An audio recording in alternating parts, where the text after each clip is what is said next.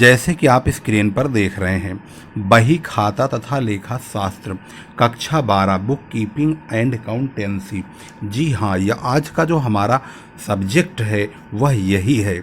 UP board में पढ़ाया जाने वाला अकाउंट की सबसे महत्वपूर्ण पुस्तक बही खाता तथा लेखा शास्त्र।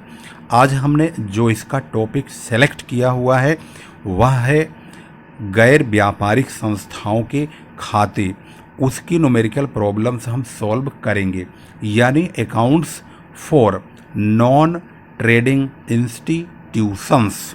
तो आइए शुरू करते हैं इसकी प्रॉब्लम। आपकी स्क्रीन पर यहाँ पर मौजूद है प्रॉब्लम नंबर 1, जिसमें लिखा है निम्नलिखित सूचनाओं के आधार पर नेहरू ब्रिगेड का 31 दिसंबर 2016 को समाप्त हुए वर्ष के लिए आगम शोधन खाता बनाइए, यानी रिसिप्ट एंड पेमेंट अकाउंट बनाइए। बैंक में शेष 1 जनवरी 2015 को यानी 1 तारीख का है, तो ये ओपनिंग है 5,000 रुपये। सदस्यता शुल्क मेंबरशिप फीस, कभी भी मेंबरशिप फीस दी नहीं जाती है बल्कि ली जाती है।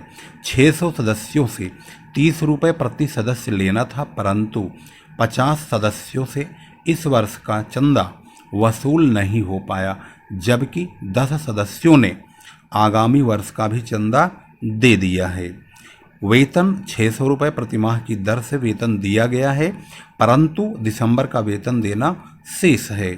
किराया मार्च 2017 तक का किराया 300 रुपये प्रति माह की दर से दिया गया है।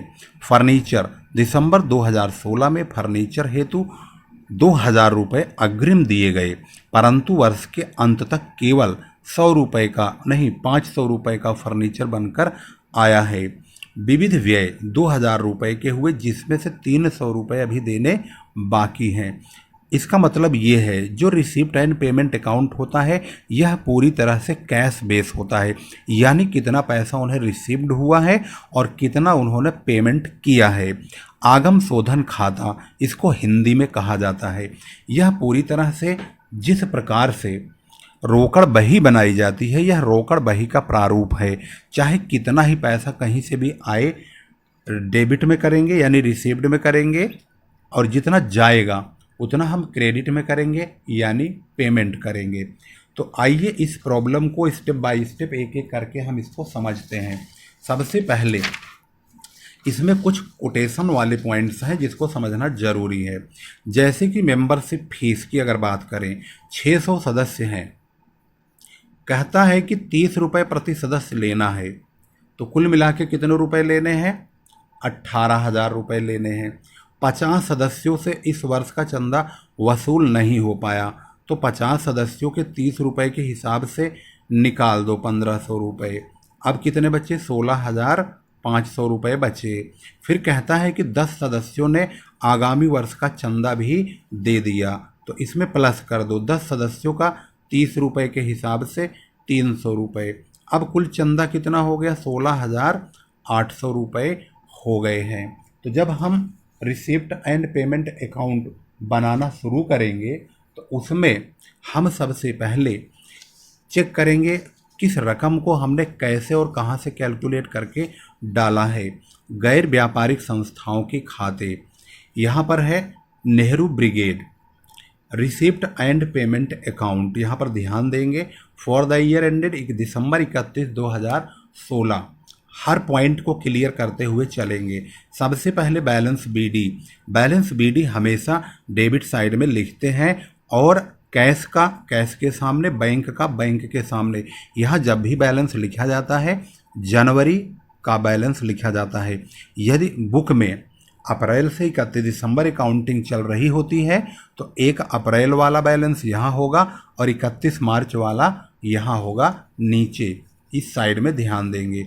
बैलेंस सीडी, यदि सवाल में इस बात का ध्यान रखिए, अगर 1 जनवरी का बैलेंस और 31 दिसंबर का बैलेंस दोनों लिखा होगा तो आपका जो आंसर होगा वह इनका टोटल होगा, तो यानी इसका टोटल दोनों तरफ बराबर आएगा। यदि यह बैलेंस होगा डेबिट साइड का और क्रेडिट का बैलेंस 31 तारीख वाला नहीं होगा यहाँ का, तो बैलेंस फिर यही निकल के आएगा, बैलेंस सीडी वाला ही। अब हम इसमें चेक करते हैं एक एक करके यह चीज़ें कैसे भरी जाएंगी।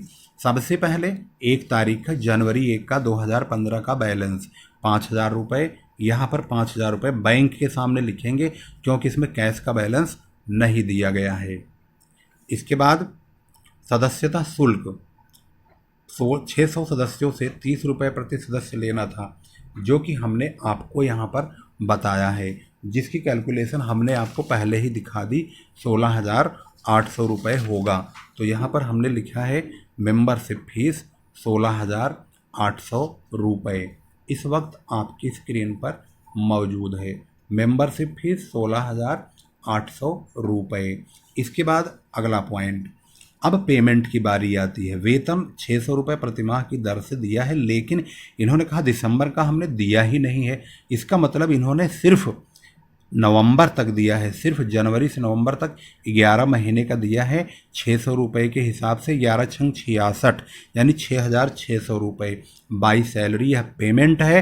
तो पेमेंट को पेमेंट की ओर लिखेंगे, खर्चे सभी पेमेंट में डालेंगे। जो प्राप्त होने वाली रकम है सब रिसिप्ट की ओर चलेंगे। रिसिप्ट के अमाउंट पूरा हो चुका है, यहाँ पर सिर्फ एक रिसिप्ट था और बैंक का बैलेंस था। अब पेमेंट अगला है किराया।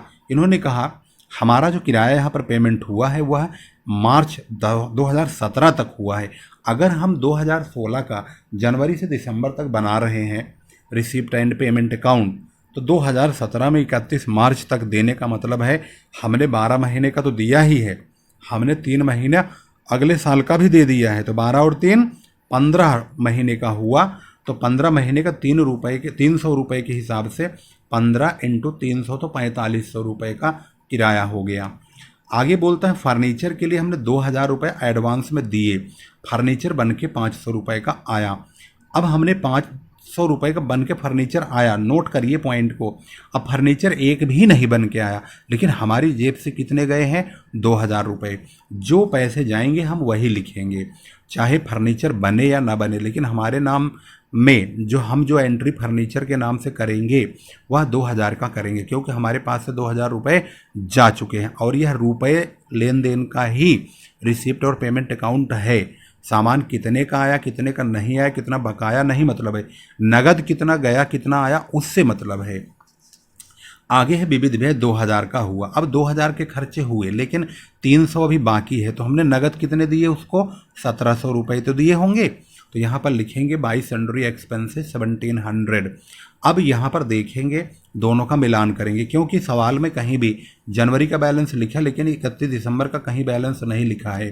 तो इसका मतलब इसका जो जवाब होगा, जो आंसर होगा वह बैलेंस सीडी ही होगा, यानी इसका बैलेंस कितना आएगा, रोकड़ या बैंक जो भी चल रहा होगा।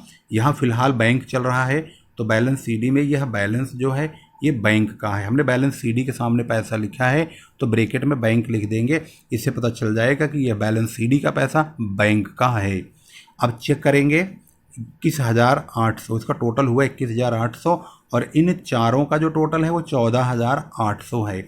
21,800 को दोनों तरफ लिखेंगे और 14,800 को घटा देंगे तो 7,000 रुपये का बैलेंस सीडी की रकम प्राप्त हो जाएगी। इस प्रकार से आपने यहाँ पर क्वेश्चन नंबर 1 को बहुत आसानी से सॉल्व कर लिया है। अब हम सवाल देखेंगे क्वेश्चन नंबर 2। क्वेश्चन नंबर 2 पहले पढ़ते हैं। यहाँ पर लिखा है आगरा लिटरेरी क्लब से संबंधित निम्न विवरण की सहायता से 31 दिसंबर 2015 को समाप्त होने वाले वर्ष के लिए आगम शोधन खाता बनाइए, तैयार कीजिए। 31 दिसंबर और 1 जनवरी ये बहुत महत्वपूर्ण है। यहाँ पर 1 जनवरी का रोकड़ का भी बैलेंस है और बैंक का बैलेंस है। उसके बाद यहाँ पेमेंट चालू हो गया, मंत्री का वेतन, छपाई स्टेशनरी, विज्ञापन, और यहाँ लास्ट में 31 दिसंबर का बैलेंस दिया हुआ है इन्होंने। तो बहुत महत्वपूर्ण है, इसकी रकमों को आप ध्यान से देखेंगे और हम इसको सॉल्व करने चल रहे हैं। तो देखिए सबसे पहले ये जनवरी का 2 बैलेंस है, रोकड़ का भी है और बैंक का भी है। तो सबसे पहले लिखिए आगरा लिटरेरी क्लब, फिर लिखिए receipt and payment account for the year ending 31 दिसंबर 2015। यहाँ पर यह जरूर डालना होगा क्योंकि हम कब बना रहे हैं यह जरूर पता लगना चाहिए। तो दोनों तरफ ध्यान से देखते हुए चलिए। सबसे पहले टू बैलेंस BD लिखेंगे, कैश को कैश के सामने और बैंक को बैंक के सामने लिखेंगे। कैश कितना है 50 रुपये, बैंक कितना है 45 रुपये, वही चीज़ लिखा हुआ है सेम टू सेम। उसके बाद डेबिट साइड में यहाँ पर लिखा है मंत्री का वेतन, यह पेमेंट है, इसको हम इधर लिखेंगे क्रेडिट साइड में, यानी पेमेंट की ओर मिनिस्टर सैलरी 500 रुपये, सेम टू सेम देखते रहिए। इसके बाद है printing stationery 3000, printing and stationery 3000 रुपये। फिर है विज्ञापन 2500 रुपये, एडवर्टाइजमेंट 2500 रुपये। फिर है स्पोर्ट एक्सपेंसेज, स्पोर्ट एक्सपेंसेज लिखेंगे 5000 रुपये का। फिर प्रवेश शुल्क, यह शुल्क है जब ये कोई क्लब है या कोई लाइब्रेरी है, अगर वहाँ पर कोई एंट्री लेता है तो वह एंट्री फीस वसूलते हैं, वहाँ के जो इंचार्ज होते हैं, तो वह वहाँ की इनकम होती है।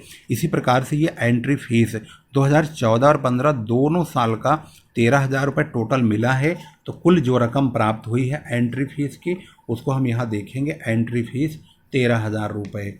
इसके बाद और आगे बढ़ते हैं, यहाँ पे है चंदा। चंदा यहाँ पर 3 साल का मिला है, 14 का भी 600 रुपये, 15 का 20,000 रुपये, 16 का 500 रुपये, कुल मिला के 21,100 रुपये प्राप्त हुए हैं। तो यहाँ पर टू सब्सक्रिप्शन 21,100 रुपये पूरे लिखेंगे, क्योंकि नगद इनको इतना ही प्राप्त हुआ है। इसके बाद फायर इंश्योरेंस, इंश्योरेंस करवाया जाता है तो उसकी किस्त जाती है, इसका मतलब यह पेमेंट है 700 रुपये, तो यहाँ पर लिखेंगे फायर इंश्योरेंस। इसके बाद राजकीय ऋण में विनियोग 3.5% गवर्नमेंट सिक्योरिटीज़ है, ये गवर्नमेंट लोन है, ये उन्होंने पैसा इन्वेस्ट किया है, इनके पास पैसा फालतू था तो इन्वेस्ट कर दिया, यानी ये पैसा उन्होंने लगाया है, कहीं दिया है। तो by investment in government security 10,000 रुपये। इसके बाद दिसंबर 31 का है रोकड़ का बैंक का दोनों बैलेंस है, तो बाई बैलेंस CD लिखेंगे, कैश का कैश के सामने, बैंक का बैंक के सामने। इसका मतलब इस प्रॉब्लम में दोनों चीज़ें हमारे सामने मौजूद है, यानी ओपनिंग और क्लोजिंग दोनों बैलेंस मिल गए। इसका मतलब इसका दोनों तरफ का टोटल बराबर आएगा, तो दोनों तरफ का टोटल बराबर आएगा तो हम इसका टोटल करके यहाँ लिखेंगे और इसका टोटल भी यहाँ लिखेंगे। इस प्रकार से ये दोनों तरफ बराबर आ जाएगा। इसका मतलब इसका जवाब जो होगा वह दोनों का टोटल होगा, जो कि आप स्क्रीन पर देख रहे हैं 38,650। तो यहाँ पे है 38,650। अब देखते हैं क्वेश्चन नंबर 3। एक पुस्तकालय के लेखों से निम्नलिखित सूचनाएं प्राप्त है। रोकड़ बाकी 1 जनवरी 2015 का 3,000 रुपये, प्रवेश शुल्क 2015 में 500 रुपये, चंदा प्राप्त 2015 में 900 रुपये, चंदा प्राप्त 14 का 15 में 100 रुपये, यानी 2015 में 2 बार चंदा मिला है, एक तो 2015 वाला ही मिला है और एक पिछले साल का मिला, यानी कुल मिला के 1,000 रुपये चंदे के मिले हैं। किराया दिया है 50 रुपये, पुस्तकों का परचेज हुआ 1,000 रुपये, मैगजीन अखबार हुआ है 500 का, कागज़ आदि का क्रय 10 रुपये का और विविध व्यय 10 रुपये का, वेतन 100 रुपये का। तो आइए इसका सॉल्यूशन चेक करते हैं कैसे हुआ है। सबसे पहले बैलेंस BD, कैश का बैलेंस, ये बैलेंस 3,000 लिखिए, प्रवेश शुल्क यानी एंट्री फीस 500 रुपये, चंदा प्राप्त 2015 में 2 बार मिला है, एक बार 900 रुपये, एक बार 100 रुपये, कुल मिला के 1,000 रुपये। चंदा लिखिए 900 प्लस 100, यहाँ दोनों जोड़ देंगे सब्सक्रिप्शन को, तो ये 1,000 बन जाएगा। रिसिप्ट साइड हमारा पूरा हो गया 4,500 रुपये। अब हम पेमेंट की ओर बढ़ते हैं। पुस्तकों का क्रय और किराया दिया, यहाँ पे लिखा है 50 रुपये, तो पहले रेंट लिखिए 50 रुपये, बुक्स लिखिए 1,000 रुपये की, यहाँ बुक्स आ गई।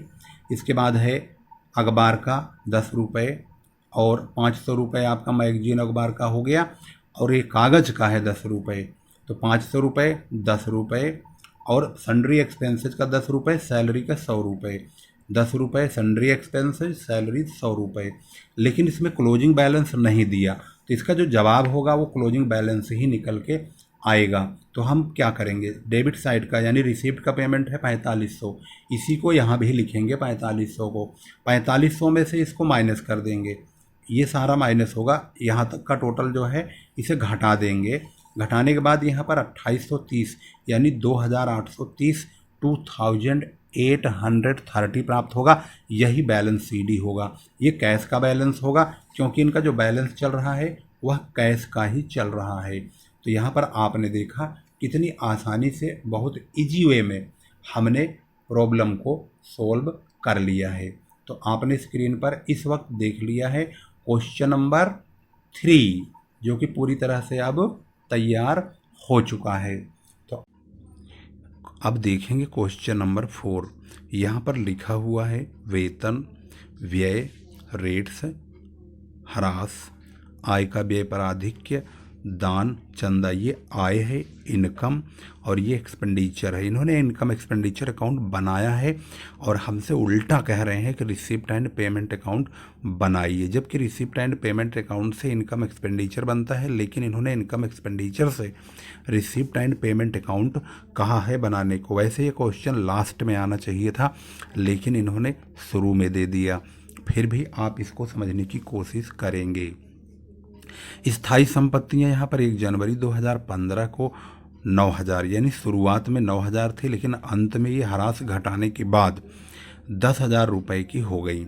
31 दिसंबर 2014 को, अर्थात पिछले साल का चंदा बकाया 2,000 रुपये का था, जो कि 2015 में प्राप्त हुआ ये चंदा। 31 दिसंबर 2015 को अदत्त चंदा 3,000 रुपये का था। उसी तिथि पर पूर्व दत्त चंदा 1,500 रुपये, यानी करेंट ईयर है, करेंट ईयर 2015 है। यहाँ पे देखेंगे तो 2015 जिस साल की इन्फॉर्मेशन के लिए कहा जाता है बनाने को, वही करेंट ईयर होता है। 1 जनवरी 2015 को अदत्त व्यय, यहाँ पर 500 रुपये। 31 दिसंबर को 2015 को 400 रुपये, यानी ये करेंट ईयर है और ये लास्ट ईयर है। 1 जनवरी को रोकड़ 1,000 रुपये है। सबसे पहले हमें चंदे की कहानी को सेटल करना होगा। आखिर ये चंदा सॉल्व कैसे होगा, इसके लिए सबसे पहले आपको चंदे का फॉर्मेट याद करना होगा।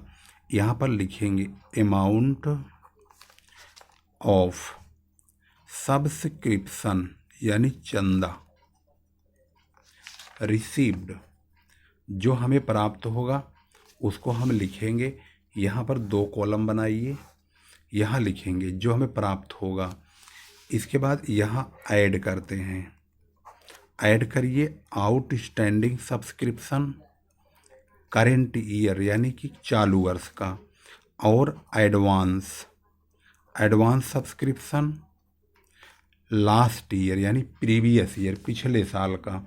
तो यहाँ पर ध्यान से देखेंगे, जो चीज़ें दी हैं उनको इस फॉर्मेट में डालेंगे और अननोन चीज़ें अपने आप निकल जाएंगी। लेस इस फॉर्मेट को हमेशा माइंड में सेट कर लीजिए। घटाते क्या हैं, इन दोनों का उल्टा, आउटस्टैंडिंग सब्सक्रिप्शन करेंट ईयर है तो आउटस्टैंडिंग सब्सक्रिप्शन लास्ट ईयर घटाएंगे। एडवांस सब्सक्रिप्शन लास्ट ईयर है तो यहाँ पर लिखेंगे एडवांस सब्सक्रिप्शन करेंट ईयर। ये सब्सक्रिप्शन है, मैंने डॉट लगा दिया, पूरा नहीं लिखा है। इस लैंग्वेज में आपको पैसे भरने हैं तो अननोन वैल्यू का पता चल जाएगा। यहाँ इनकम एंड एक्सपेंडिचर अकाउंट में डाली जाने वाली रकम का पता चल जाता है, अगर नहीं दिया होता है तो। अब फिलहाल उन्होंने यहाँ की रकम दे दिया है, यहाँ है, ये लिखा हुआ है चंदा 10,000 रुपये, इसको यहाँ लिखेंगे। जो चीज़ें पता है उनको लिखेंगे और अननोन वैल्यूज का पता हम लगाएंगे। यहाँ है चंदे के बारे में देखेंगे, पिछले साल का चंदा 2,000 रुपये का बकाया था, लास्ट ईयर का चंदा, आउटस्टैंडिंग सब्सक्रिप्शन लास्ट ईयर, यहाँ लिखिए 2,000 रुपये। फिर आगे बढ़ेंगे तो लिखा है 31 दिसंबर 2015 का चंदा 3,000 रुपये, यानी कि outstanding current year, outstanding subscription current year ये है, यहाँ लिखिए 3,000 रुपये। जो नहीं दिया होगा उसको डैश लगा देंगे।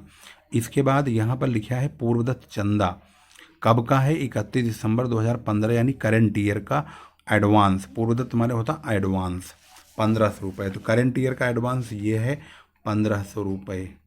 देखा आपने दोनों को। अब ये दोनों जोड़ के यहाँ लिखेंगे 3,500 रुपये, यहाँ पर 3,500 रुपये है। अब इन दोनों को ऐड करके यहाँ पहुँच जाइए 13,500, क्योंकि 13,500 में से ही 3,500 घटा के ये आया होगा।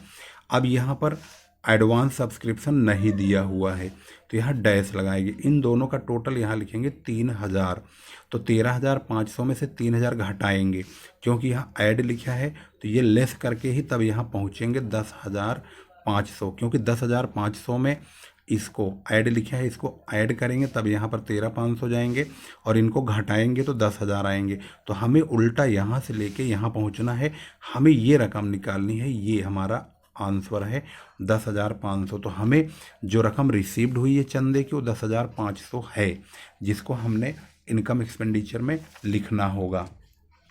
अब दूसरी वर्किंग चेक करते हैं। दूसरी वर्किंग, अच्छा इसको आपको दिखा दिया जाए कि हम इसका यूज भी कर रहे हैं सवाल के अंदर। कैसे कर रहे हैं यह भी देखिए। यहाँ देखेंगे रिसिप्ट एंड पेमेंट अकाउंट है और रिसिप्ट एंड पेमेंट में हम सब्सक्रिप्शन यहाँ लिख रहे हैं 10,500 रुपये और बैलेंस BD यहाँ पर लिखा है 1 जनवरी को रोकड़ 1,000 रुपये। तो यहाँ लिखेंगे टू बैलेंस BD रोकड़ 1,000 रुपये। इसके बाद यहाँ डोनेशन है आय में, तो डोनेशन चंदा हम ये न लिख करके 10,500 लिखेंगे और दान 40,000 पूरा लिखेंगे, क्योंकि दान के बारे में कोई इन्फॉर्मेशन नहीं दी गई है। तो डोनेशन पूरा रहेगा 40,000 रुपये। अब बात करेंगे खर्चों की। वेतन, वेतन के बारे में कोई इन्फॉर्मेशन नहीं है, तो सैलरी ज्यों की त्यों लिखी जाएगी 2,000 रुपये। अब बात करते हैं व्यय की। व्यय यानी कि एक्सपेंसेस 3,000 का है। तो व्यय में एक स्टोरी यहाँ दे रखा है, एक मतलब इन्फॉर्मेशन। आदत्य व्यय पिछले साल का 500 रुपये है और इस साल का 400 है। तो नियम क्या कहता है, आदत्य व्यय का जो रूल होता है उसमें ध्यान देंगे, जो इनकम एक्सपेंडिचर में लिखा होगा उसको यहाँ लिखेंगे। तो इनकम एक्सपेंडिचर में क्या लिखा हुआ है, यहाँ लिखा है 3,000 रुपये, तो आप यहाँ लिखिए 3,000 रुपये। यहाँ है outstanding current year, outstanding last year. तो करेंट ईयर को ध्यान दीजिए, करेंट ईयर है 400 और लास्ट ईयर है 500। तो करेंट ईयर, यह करेंट ईयर 400, लास्ट ईयर है 500। 3,000 में 500 जोड़िए, जोड़ के यहाँ पहुँच जाइए 3500। 3500 में 400 घटाइए तो यहाँ पहुँच जाएंगे 3100, क्योंकि 3100 में ऐड करेंगे 400 तभी 3500 होगा। 3500 में 500 घटाएंगे तभी 3,000 होगा। तो हमें ये रकम चाहिए कितना रुपया नगद पेमेंट किया गया है, क्योंकि इनकम एक्सपेंडिचर अकाउंट में नगद भुगतान आता है। तो अब हम यहाँ देखेंगे तो एक्सपेंसेज 3100 रुपये ये लिखा हुआ है। इसके बाद रेट्स, रेट्स के बारे में 500 रुपये लिखा है लेकिन नीचे कुछ नहीं लिखा है, तो रेट सीधा 500 रुपया रहेगा। फिक्स एसेट्स, यहाँ पर फिक्स एसेट्स शुरू में इनके पास 9,000 थी, इन्होंने कहा हमने डेप्रीसिएशन काटा 400 का, उसके बाद फिर भी हमारे पास 10,000 की संपत्ति लास्ट में बची है। इसका मतलब इन्होंने संपत्ति खरीदी कितनी होगी, यह एक सवाल का पॉइंट है, बहुत इम्पोर्टेंट, इसको ध्यान देंगे। यहाँ पर देखिए संपत्ति जो इनके पास क्लोजिंग में है वो है 10,000, जो इनके पास ओपनिंग में थी 9,000, उसमें से हमने डेप्रीसिएशन 400 घटाया तो 8,400 बच गया। अब ये कहते हैं कि हमारे पे 10,000 बच रही थी, इसका मतलब यहाँ पर इन्होंने खरीदा होगा, तो कितना खरीदा होगा 1,400। कैसे पता चला, 10,000 में से 8,600 घटा दीजिए, 1,400 प्राप्त हो जाएगा। इसका मतलब नई जो समस्या है परचेजिंग वाली जो हमें नहीं मालूम है वो 1,400 का है। फिक्स एसेट्स की जो परचेजिंग हुई है वह 1,400 की हुई है। तो आइए देखते हैं परचेजिंग, यहाँ पर फिक्स एसेट्स का 1,400 रुपये ये लिखा हुआ है। अब हम आसानी से यहाँ पर डेबिट साइड से रिसिप्ट का अमाउंट 51,500 है, इसमें से इन रकमों को 3, 2, 5, 6, 7,000 रुपये घटा देंगे तो 44,500 का पता चल जाएगा, जो कि हमारे आंसर में यहाँ लिखा है प्राप्ति भुगतान खाते का शेष 44,500 रुपये हमारा जवाब है। इस प्रकार से आपने इस सवाल के एक एक पॉइंट को बहुत आसानी से समझा है। अब हम पहुंचते हैं क्वेश्चन नंबर 6 की ओर। क्वेश्चन नंबर 6 को ध्यान से देखेंगे तो यहाँ पर लिखा हुआ है, इन सूचनाओं के आधार पर समाप्त होने वाले वर्ष 2014 31 दिसंबर को एक क्लब की का प्राप्ति और शोधन खाता बनाइए, यानी कि इनकम एक्सपेंडिचर नहीं बनाएंगे, रिसिप्ट एंड पेमेंट अकाउंट बनाएंगे। यहाँ पर चंदा प्राप्त किया है, गत वर्ष के लिए चंदा प्राप्त किया 800, चालू वर्ष का प्राप्त किया 7200, तो कुल मिला के 8,000 रुपये का चंदा प्राप्त हुआ है। तो जो नगद है हमें नगद से मतलब होता है, उधार से कोई मतलब नहीं है। चालू वर्ष का चंदा भी बकाया नहीं हुआ, जिससे हमें कोई मतलब नहीं है। स्पोर्ट फीस प्राप्त हुआ है, रिसिप्ट में जाएगा 2400 रुपये। रूम रेंट प्राप्त हुआ है, जलपान गृह से प्राप्त हुआ है। ये सब हमारी प्राप्तियां हैं और ये हमारे शोधन यानी पेमेंट हैं 4000। छपाई लेखन सामग्री 1200 मरम्मत के हैं। जलपान गृह सामग्री के पेमेंट हैं। चौकीदार का वेतन है 2800 का। बिजली व्यय है। और लेकिन इसमें ध्यान रखेंगे आदत्त व्यय का कोई यूज नहीं करेंगे, ना तो आदत्त व्यय का और ना ही यहाँ पर आदत्त वाले किसी इनकम का, ना ही आदत्त वाले किसी एक्सपेंसेज का, उनका कोई यूज नहीं होगा। 1 तारीख का रोकड़ यहाँ है, 31 दिसंबर का रोकड़ यहाँ है, यानी दोनों दिया है तो इसका मतलब इसका जो आंसर होगा वह दोनों तरफ का टोटल होगा। तो आइए क्वेश्चन नंबर 5 को समझते हैं और देखते हैं आखिर क्वेश्चन नंबर 5 को हमने कैसे सॉल्व किया है। सबसे पहले बैलेंस बीडी में 720 रुपये रोकड़ के लिखे जाएंगे 1 तारीख वाले को। सब्सक्रिप्शन 7200 और 800 जो मैंने यहाँ दिखाया था, 800 रुपये का और 7200 का, दोनों मिला के 8000 होते हैं जो यहाँ पे लिखे जाएंगे। इसके बाद अगली इनकम ध्यान देंगे तो यहाँ लिखा है स्पोर्ट फीस 2400, रूम रेंट 400, जलपान गृह के 5000। 2400, 400, 5000। Income from restaurant, room rent, sport fees, ये हो गई हमारी। इस प्रकार से 5 इनकम रिसिप्ट की ओर हो चुकी है। अब पेमेंट में आइए।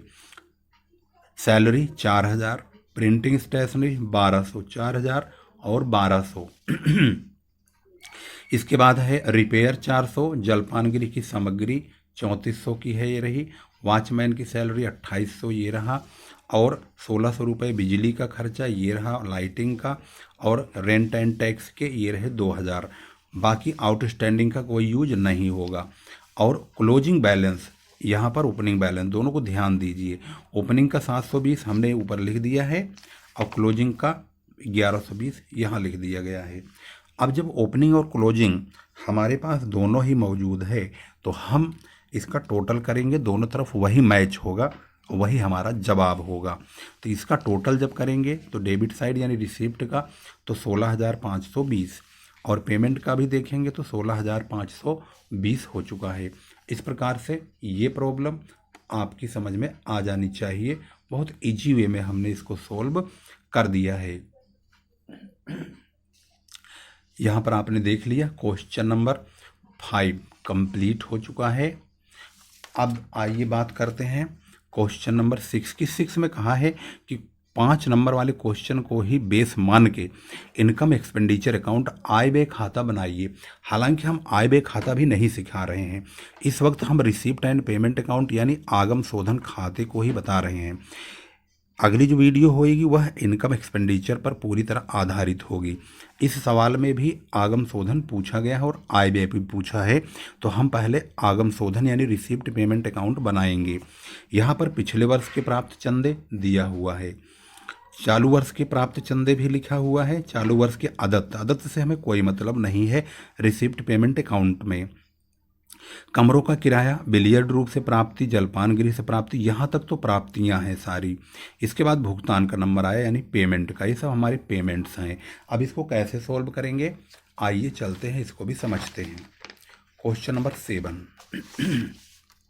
संगम club receipt and payments account, यहाँ पर लिखा हुआ है payments account as on December 31, 2015, receipt rupees, payment rupees. यहाँ पर सबसे पहले बैलेंस बीडी में कैश का बैलेंस लिखिए। सवाल के लास्ट में शुरू में कहीं लिखा होता तो यहाँ लास्ट में लिखा है 1800 रुपये और अंत में भी लिखा है 2800। इसका मतलब इसका टोटल बराबर आएगा दोनों तरफ का। तो अब सबसे पहले मैचिंग करते हैं एक करके।